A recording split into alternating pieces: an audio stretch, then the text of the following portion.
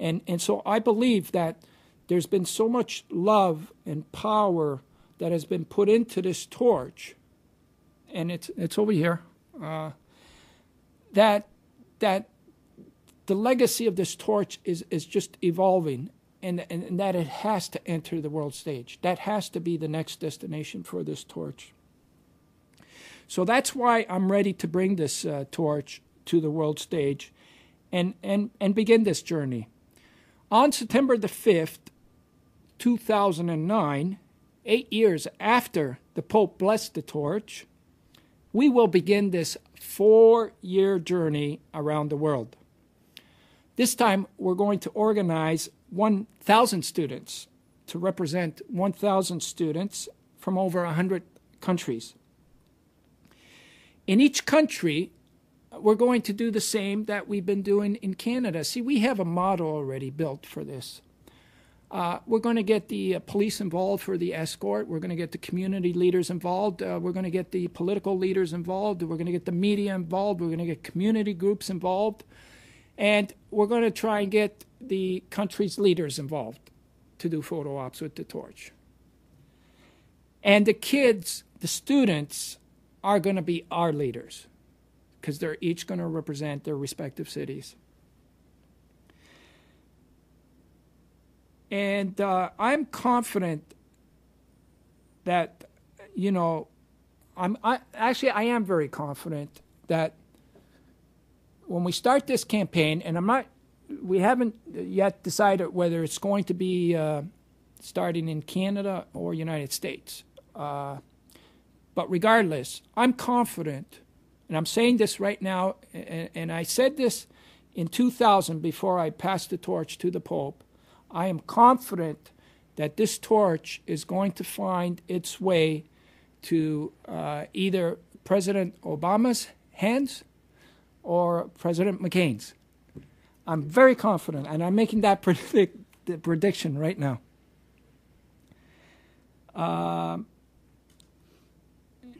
And, we're also going to get well-known figures and celebrities. I'm sure when we go through California and Hollywood, then, we're going to get all these celebrities that are going to do photo ops. We can and will excite the communities. Our goal will be to arrive at the finish line. And I know this is a big undertaking. People just don't wake up and say, or maybe they do. I'm going to do a 4-year journey around the world. And with all the challenges that this is going to take. But I got to remember, in 1997, I wanted to walk from Toronto to Ottawa, and I was so excited to do this, and when I was in Toronto. I tried to see if I can see Ottawa from Toronto, which is impossible. And, I started thinking, Ottawa's a long way. I don't know if I'm going to be able to do this. And this was back in 1997. But the only way that I was going to be able to do this was to take that first step.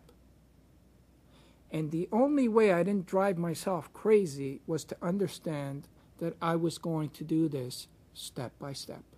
That was the only way I was going to arrive in Ottawa. In that frame of mind and in that kind of attitude is how we did 5 other campaigns afterwards, and a total of 100 million steps from that one step.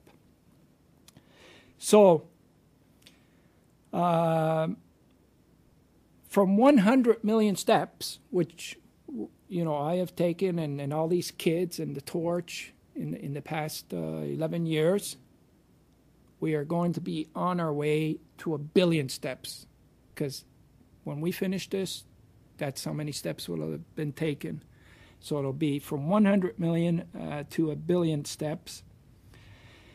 Step by step, with students of the world and the torch of life, we now have the opportunity to save 1 million people and forever enrich their lives. So that ends this press conference, And Giorgio, I know you're the only one here, but if you wanted to ask any questions. Yeah, so you think that the two bills from Cormosh and Cleese are very important to solve this problem, this administrative lack of communication, you would say? Shortcoming. Yeah, yes. We have an administrative shortcoming. That's part of the problem. It's not going to solve the entire shortage. There's many other things that need to be done. But Mr. Cleese's idea of getting people registered during the time that they were applying for their licenses is certainly going to help it. And that's why I supported that bill.